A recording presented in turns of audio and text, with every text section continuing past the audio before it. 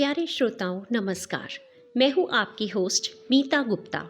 Gyanvapi channel में आपका स्वागत है। आप सुन रहे हैं पॉडकास्ट अद्भुत चरित्र। दोस्तों, महाभारत के पात्रों का अद्भुत चरित्र में हमने गणेश जी की प्रमुख कथाएं सुनी, क्योंकि गणेश जी ने महाभारत ग्रंथ को लिखा था। लेकिन महाभारत ग्रंथ की रचना करने वाले महर्षि वेदव्यास जी थे। तो आज की कहानी वेदव्यास जी का अद्भुत चरित्र बताती है। इस पॉडकास्ट में उनके चरित्र की अनूठी बातें गीता प्रेस गोरखपुर द्वारा प्रकाशित किताब महाभारत के प्रमुख पात्र में से ली गई हैं। दोस्तों, वेदव्यास जी एक अलौकिक शक्ति संपन्न महापुरुष थे। वे सनातन धर्म के महान ज्ञानी आचार्य थे। इनके पिता का नाम महर्षि पराशर और माता का नाम सत्यवती था। महर्षि वेदव्यास जी का जन्म एक द्वीप पर हुआ था और उनका शरीर वर्ण भी श्याम था, इसलिए इनका एक नाम कृष्ण द्वापायन भी है। इन्होंने ही वेदों को विभक्त करके पृथ्वी पर उनका प्रचार प्रसार किया, इसलिए इन्हें वेदव्यास भी कहा गया। इनका एक और नाम भी है, बादरायण, क्योंकि ये बद्री वन में निवास करते थे। शास्त्रों में इनकी पत्नी का नाम कहीं वाटिका है और कहीं पिंजला। इनकी पत्नी से इन्हें एक पुत्र प्राप्त हुआ जिनका नाम था शुकदेव। और महाभारत में वर्णित आधार पर नियोग द्वारा वेदव्यास जी धृतराष्ट्र, पांडु और विदुर के भी पिता थे।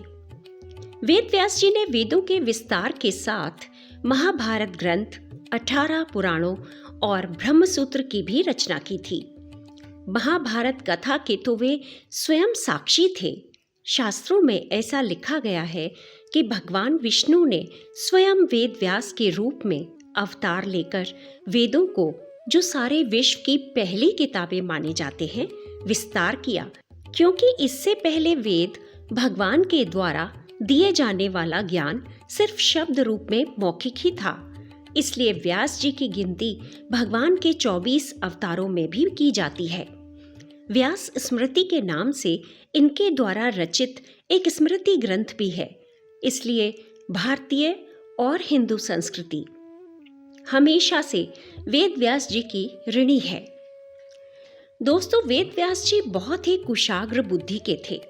इसके साथ ही वे त्रिकालदर्शी भी थे। वे पहले और बाद में होने वाली सारी घटनाएं जान लेते थे, इसलिए वे पांडवों और कौरवों को उन घटनाओं से पहले ही सचेत कर देते थे। इसी बात का एक उदाहरण द्रौपदी स्वयंवर से जुड़ा है। एक बार जब पांडव एक चक्रा नगरी में निवास कर रहे थे, तब व्यास जी उनसे मिलने वहां आए। उन्होंने पांडवों को द्रौपदी के पिछले जन्म का किस्सा सुनाकर कहा कि यह कन्या विधाता के द्वारा तुम ही लोगों के लिए बनाई गई है, इसलिए तुम लोगों को पांचाल नगरी की ओर जाना चाहिए।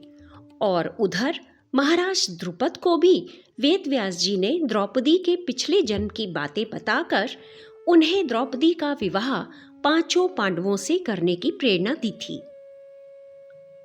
वेदव्यास जी के त्रिकालदर्शी होने के प्रमाण का एक और किस्सा है। एक बार महाराज युधिष्ठिर ने राजसूय यज्ञ करवाया, तो वेदव्यास जी अपने शिष्यों के साथ इंद्रप्रस्थ पधारे। उन्होंने युधिष्ठिर को बताया कि आज से 13 वर्ष बाद क्षत्रियों का संहार होगा, उसमें दुर्योधन के विनाश का तुम ही निमित्त बनोगे। उसके बाद फिर पांडवों के वनवास काल में भी जब दुर्योधन और दुशासन अपने मामा शकुनी की सलाह से उन्हें मार डालने की योजना बना रहे थे, तब भी व्यास जी ने अपनी दिव्य दृष्टि से उसे जान लिया था। व्यास जी ने तत्काल कौरवों के पास पहुंचकर इस दुष्कृत्य को ना करने की सलाह दी। उन्होंने धृतराष्ट्र को समझाते हुए कहा कि तुमने जुए में पांडवों का सर्वस्व छीनकर और उन्हें वन भेजकर अच्छा नहीं किया। तुम्हारा पुत्र दुर्योधन पांडवों को मार डालना चाहता है। तुम अपने लाडले बेटे को ऐसा काम करने से रोको, वरना उसे पांडवों के हाथों से मरने से कोई नहीं बचा पाएगा। दोस्तों, आपको याद होगा कि महाभारत युद्ध का पूरा हाल धृतराष्ट्र के सारथी संजय ने उन्हें पूरा सुनाया था, क्योंकि महर्षि वेदव्यास जी ने ही संजय को दिव्य दृष्टि प्रदान की थी, जिससे युद्ध देखने के साथ साथ उसमें भगवान के विश्व रूप और दिव्य चतुर्भुज रूप के दर्शन करने की योग्यता भी आ गई थी। यहाँ तक कि संजय ने कुरुक्षेत्र की युद्ध भूमि में भगवान श्री कृष्ण के मुंह से निकली श्रीमद् भागवत गीता का भी श्रवण किया था, जिसे अर्जुन के अतिरिक्त अन्य कोई नहीं सुन पाया था। महर्षि वेदव्यास जी में इतनी अलौकिक शक्तियां थीं कि एक बार युद्ध के बाद जब महाराज धृतराष्ट्र वन में रहते थे, तब महाराज युधिष्ठिर अपने परिवार सहित उनसे मिलने गए, तो व्यास जी भी वहां पहुंचे। धृतराष्ट्र ने व्यास जी से जानना चाहा कि महाभारत युद्ध में मारे गए वीरों की क्या गति हुई। उन्होंने व्यास जी से एक बार अपने मरे हुए संबंधियों का दर्शन करवाने की प्रार्थना की। तब व्यास जी ने अपनी अलौकिक शक्ति के प्रभाव से गंगा जी में खड़े होकर मरे हुए वीरों और उनके संबंधियों के दर्शन युधिष्ठिर, कुंती और धृतराष्ट्र को कराए।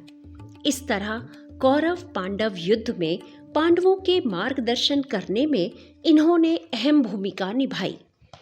दोस्तों, समाज में भी महर्षि वेदव्यास की महत्वपूर्ण भूमिका थी। उनकी शिक्षाएं आज भी लोगों का मार्गदर्शन करती हैं। व्यास जी के बारे में एक और बात जानने लायक है कि इन्होंने महाभारत काव्य की रचना जिस प्राचीन गुफा में की थी, वह आज भी नेपाल देश में मौजूद है। अतः अलौकिक शक्ति से संपन्न तथा महाभारत के रचयिता महर्षि वेदव्यास जी को शत शत नमन है। संसार में जब तक हिंदू सनातन समाज और भारतीय संस्कृति जीवित है, तब तक व्यास जी का नाम भी अमर रहेगा। ये थे भारत के महान महाकाव्य महाभारत के रचयिता वेदव्यास जी, जिनका अद्भुत चरित्र हमें हमेशा सत्य, पुण्य और धर्म के साथ रहने की प्रेरणा देता है, ताकि मानव को एक अच्छी गति प्राप्त हो।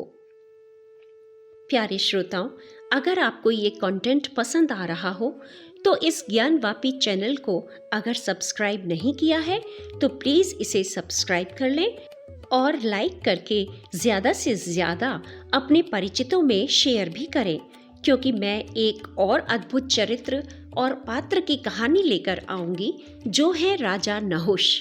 ये नाम आपने शायद नहीं सुना होगा। राजा नहुष पांडवों के पूर्वज थे और उनसे जुड़ी कथाएं हम सुनेंगे अगले एपिसोड में। तब तक के लिए नमस्कार और पॉडकास्ट सुनने के लिए धन्यवाद।